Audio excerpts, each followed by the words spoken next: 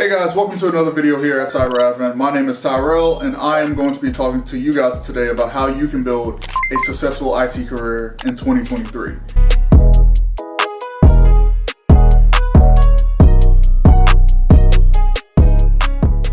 Now, for all the people that don't know, I went from basically a broke college student to a six-figure earner in 2 years.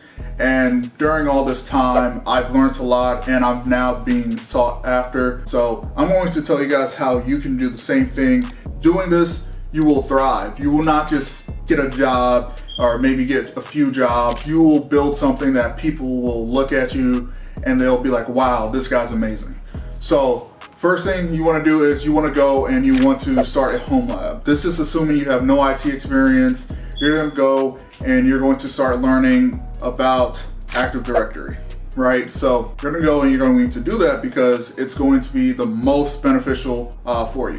A lot of people who have personal experience with working with computers, they don't have experience when it comes to Active Directory. And because of that, they don't really understand what's going on, and a lot of people don't hire them. They might understand how to fix a computer, but because of the fact that you don't know Active Directory, you might not get hired. And I know that personally because I would go in and I'll say, hey, I built 4 or 5 computers, I've worked with printers, I've done all this physical stuff.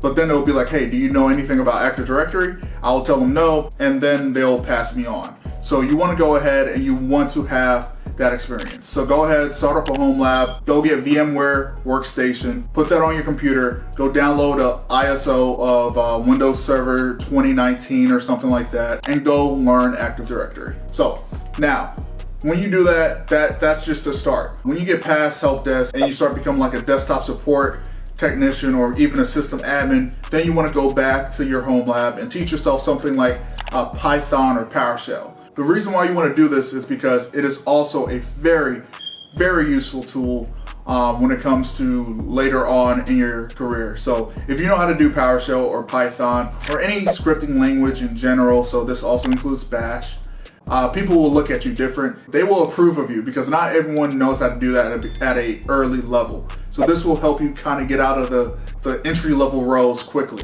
Going past that, also use your Homelab to learn different skills that can be included with like cloud technology. All companies are moving to the cloud. If you can, definitely learn something that works with the cloud. For example, you can learn Docker or Kubernetes at your Homelab, and then you can apply that in your job. Or for example, maybe you want to do a CI/CD pipeline where you have something go from your computer to your personally made website, something like that. Have stuff like that because it shows that you're passionate and it shows that you're going to go a step beyond most people, which means that they're going to want to hire you first over other people. Going past that, the next thing you can do is get certified. Now, I recommend for everyone their first cert should be the Security Plus, but if you have no IT experience, maybe that's the only time I recommend you go get the A+.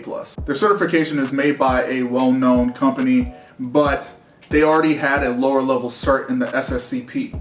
There's no point of going for the CC, just go for the Security Plus because it's entry level and it's well known. Another thing you can do is use the certs to validate what you know. So what I mean by that is, this depends. So if you are a help desk technician, it's kind of understood that you understand what's on the A+. But you might not understand what's on the Security Plus, which is why I recommend you take that, because that is going to give you more routes versus the A+. The A+ kind of keeps you at help desk. The Security Plus, that will allow you to go be a system admin. If you're in a more remote location, you might even get a cybersecurity job just with the Security Plus.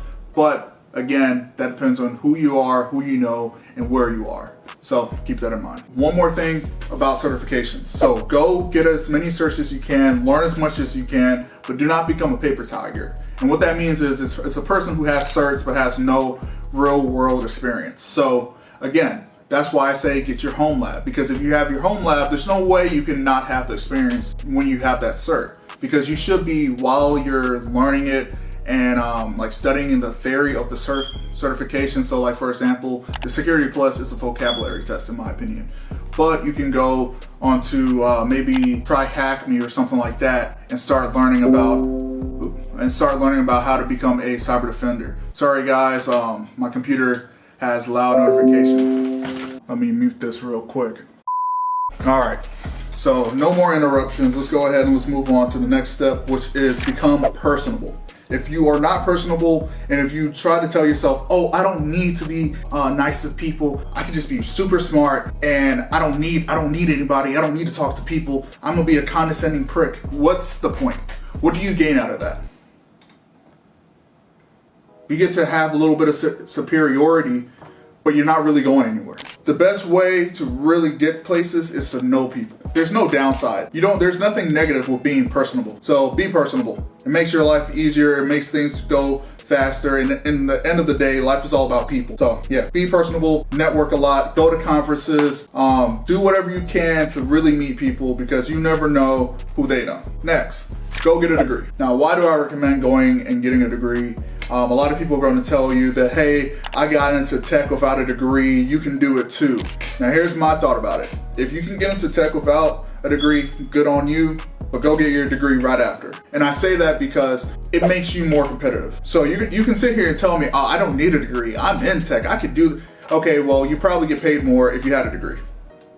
Just because you have a piece of paper. Like, it's one of those things where this is the one where I understand if you don't want to get a degree, because one, is a little expensive. So I completely get it if you don't want to pay that money, and if it doesn't really come to you, I completely understand.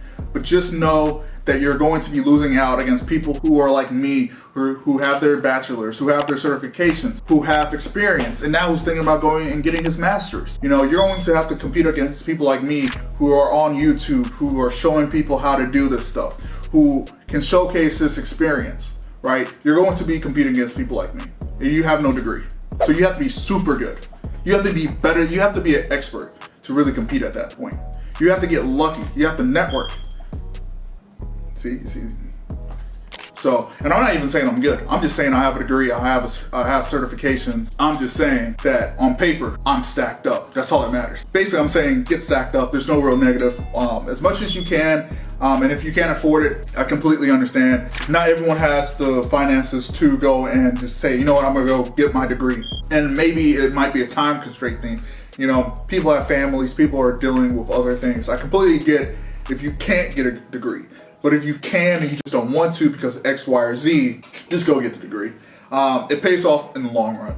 And that's the goal, to look beyond the first 1 or 2 years and to look at year 5, year 8, year 10. That's where a degree is going to definitely shine, and it's going to definitely set you apart. And then past that, be competent. Be competent. There's a lot of people who get their jobs and they're not competent at what they're doing, right? But they are doing just enough to skate by. What you want to do to really be successful is to be competent. That's all you really have to do. All you really have to be, and all you really have to do is be competent. And the reason why I say that is because there are going to be times when you make mistakes. There are going to be times where you don't understand what's going on.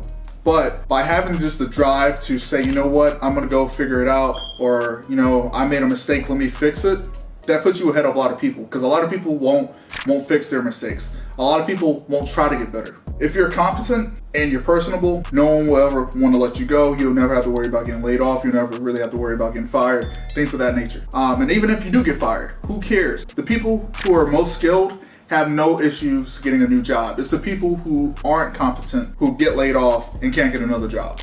As long as you're competent, you will always be successful in IT, because people in IT, they very, very, very much value merit. So if you're able to showcase that, hey, I have these achievements, hey, I can do X, I can do Z, there's going to be someone who sees you and says, you know what, let's give them a chance, let's let them do this, let's let them try X, Y, Z, or let her try X, Y, Z.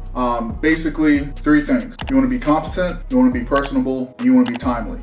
If you can get 2 out of the 3, people are going to love you. If you can do all 3, you are going to be basically the expert at your job, and that's just how it goes.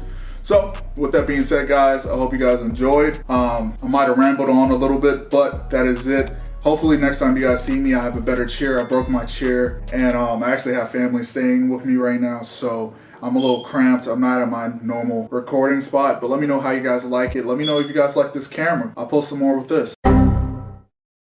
Let me know if you guys like this camera.